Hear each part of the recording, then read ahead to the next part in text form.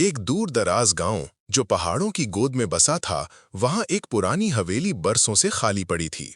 गांव वाले उसे जिन्नात की हवेली कहते थे। कहा जाता था कि इस हवेली में एक ताकतवर जिन कबीले ने बसेरा किया हुआ था, जो रात के वक्त जागते और जो भी इनके इलाके में दाखिल होता उसे या तो अपना गुलाम बना लेते या उसे हमेशा के लिए गायब कर देते। हवेली की दीवारों पर अजीबो गरीब निशानात थे, जिनके बारे में बुजुर्ग कहते थे कि ये जिन्नात के जादुई तावीज़ हैं। इस गांव का एक नौजवान हमजा, जो अपनी बहादुरी और तजस्सुस के लिए मशहूर था, ने फैसला किया कि वो इस हवेली के राज को खोलेगा। हमजा एक पढ़ा लिखा लड़का था जो साइंस पर यकीन रखता था और जिन्नात की कहानियों को महज खुराफात समझता था। उसके दोस्तों ने उसे रोकने की कोशिश की, लेकिन उसने कहा, अगर ये सब सच है तो मैं इसे साबित करूंगा, और अगर झूठ है तो गांव वालों का डर हमेशा के लिए खत्म कर दूंगा। हमजा ने अपना बैग तैयार किया। इसमें एक ताकतवर टॉर्च, कैमरा, पानी की बोतल, छुरी और उसकी वालदा की दी हुई कुरान की एक छोटी सी कॉपी थी, जिसे उसने सिर्फ माँ की खुशी के लिए रख लिया था। उसने गांव के बुजुर्ग मौलवी साहब से मुलाकात की, जिन्होंने उसे आयतुल कुर्सी, सूरतुल बकरा और सूरतुल फलक पढ़ने की तलकीन की। हमजा ने हंसते हुए कहा, मौलवी साहब, मैं साइंसदान हूँ, जिन्नात पर नहीं मानता, लेकिन आपकी बात मान लेता हूँ। मौलवी साहब ने एक गहरी सांस ली और कहा, बेटा, साइंस अपनी जगह, लेकिन कुछ चीजें ऐसी हैं जो अक्ल से बाहर हैं। अल्लाह की पनाह मांग कर जाना। रात के 10 बजे जब चांद बादलों के पीछे छुपा था, हमजा हवेली की तरफ रवाना हुआ। आसमान पर काली घटाएं छाई थीं और हवा में एक अजीब सी खामोशी थी। हवेली का दरवाजा जंग आलूद और भारी था। जब उसने दरवाजा खोला तो एक खौफनाक चीख की आवाज आई, जैसे कोई धात आपस में रगड़ खा रही हो। अंदर दाखिल होते ही उसे एक अजीब सी बदबू ने घेर लिया, जैसे सड़ती हुई लकड़ी और खून की भू का इम्तिजाज। हवेली के अंदर धूल भरी दीवारें, टूटे हुए फर्नीचर और जालों से भरे कोने थे। उसने अपनी टॉर्च रोशन की और आहिस्ता आहिस्ता आगे बढ़ा। जमीन पर अजीब से निशानात थे, जैसे कोई पंजों वाला जानवर यहां से गुजरा हो। हमजा ने अपना कैमरा निकाला और तस्वीरें लेना शुरू की। वो सोच रहा था कि ये सब शायद कोई पुराना ड्रामा है जो गांव वालों ने बनाया हो। जब वो मरकजी हॉल से गुजरकर सीढ़ियों की तरफ बढ़ा तो उसे एक अजीब सी सरगोशी सुनाई दी। हमजा, यहाँ से चले जाओ। आवाज इतनी हल्की थी कि उसे लगा शायद ये उसके दिमाग का वाहम हो। उसने अपनी टॉर्च इधर उधर मोड़ी, लेकिन कोई न था। उसने दिल में सोचा, ये बस हवा का शोर होगा। लेकिन जैसे ही वो सीढ़ियां चढ़ने लगा, उसे लगा कि कोई उसके पीछे चल रहा है। उसने मुड़कर देखा, लेकिन वहां सिर्फ अंधेरा था। ऊपर पहुंचते ही उसने एक बड़े से कमरे का दरवाजा खोला। कमरे के बीच में एक पुराना आईना था जो धूल से अटा हुआ था। हमजा ने आईने के करीब जाते ही देखा कि उसकी अक्कासी अजीब सी दिखाई दे रही थी। उसका चेहरा तो वही था, लेकिन उसकी आंखें सुर्ख थीं और उसके पीछे एक सियाह साया खड़ा था। हमजा ने फौरन पीछे मुड़कर देखा, लेकिन वहां कोई न था। उसने दिल में सूरतुल फलक पढ़ना शुरू किया और आईने से दूर हट गया।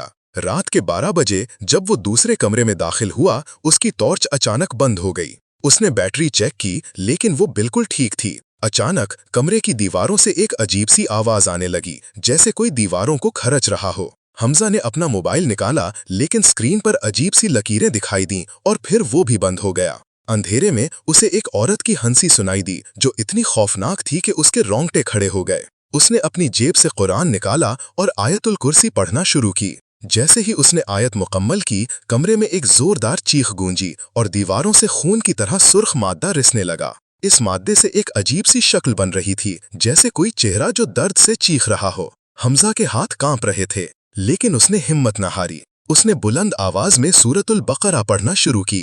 अचानक कमरे के कोने से एक सियाह साया नमूदार हुआ। उसकी आंखें चमकती हुई सुर्ख थीं और उसका जिस्म धुएं की तरह हल्का था।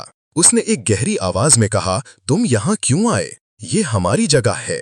हमजा ने दिल मजबूत किया और कहा, मैं अल्लाह की पनाह मांगता हूँ, तुम मुझे डला नहीं सकते। उसने कुरान की तिलावत जारी रखी। साया उसके करीब आया और उसने एक ऐसी चीख मारी कि हवेली की दीवारें लर्ज उठीं। लेकिन जैसे ही हमजा ने सूरतुल बकरा की आखिरी आयात पढ़ी, वो साया धुएं की तरह गायब हो गया। लेकिन ये खात्मा नहीं था। हवेली के नीचे से एक घसीटने की आवाज आने लगी, जैसे कोई भारी जंजीरें खींच रहा हो। हमजा ने सीढ़ियां उतरने की कोशिश की, लेकिन हर कदम पर उसे लगता कि कोई उसे पीछे खींच रहा है। जब वो नीचे पहुंचा तो उसने देखा कि हवेली का मरकजी दरवाजा गायब हो चुका था। اس کی جگہ ایک سیاہ دیوار تھی جس پر خون سے لکھا تھا تم ہمارے ہو۔ حمزہ نے اپنی آنکھیں بند کیں اور اللہ سے مدد مانگی۔ اس نے بلند آواز میں آذان دینا شروع کی۔ آذان کی آواز کے ساتھ ہی حویلی میں ایک زوردار زلزلہ سا آیا اور وہ سیاہ دیوار گر گئی۔ دروازہ دوبارہ نظر آیا، لیکن جیسے ہی وہ باہر نکلنے لگا اسے ایک سرد ہاتھ نے اس کے کندھے پر پکڑ لیا۔ اس نے مڑ کر دیکھا تو ایک عجیب سی مخلوق کھڑی تھی جس کا چہرہ آدھا جل چکا تھا اور اس کی آنکھیں خالی تھیں۔ اس نے کہا، تم نے ہمارے راز کو چھوا، اب تم ہمارے ساتھ رہو گے۔ حمزہ نے فوراً اپنی جیب سے قرآن نکالا اور سورۃ الرحمن پڑھنا شروع کی۔ اس کی آواز بلند ہوتی گئی اور وہ مخلوق چیخنے لگی۔ اچانک حویلی کی چھت سے ایک عجیب سی روشنی پھوٹی اور وہ مخلوق غائب ہو گئی۔ حمزہ نے موقع دیکھ کر دروازے کی طرف بھاگ لگائی اور باہر نکل آیا۔ جب وہ گاؤں پہنچا تو صبح کی آذان ہو رہی تھی۔ اس کے کپڑے پھٹ چکے تھے اور اس کا چہرہ زرد پڑ گیا تھا۔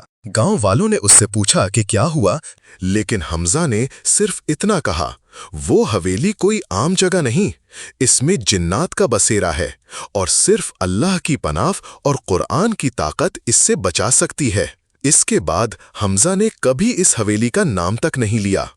گاؤں والوں نے حویلی کو بند کر کے اس پر تالا لگا دیا اور اس کے گرد تعویذات لٹکائے۔ حمزہ نے اپنی سائنسی سوچ کو ایک طرف رکھ کر ایمان کی طاقت پر یقین کرنا شروع کر دیا۔ اس نے ہر رات قرآن پڑھنا شروع کیا اور گاؤں والوں کو بھی اس کی تلقین کی۔ اللہ کی پناہ اور قرآن کی طاقت ہر شیطانی قوت پر غالب آتی ہے۔ کبھی بھی نامعلوم خطروں کا مقابلہ ایمان کے بغیر نہ کریں۔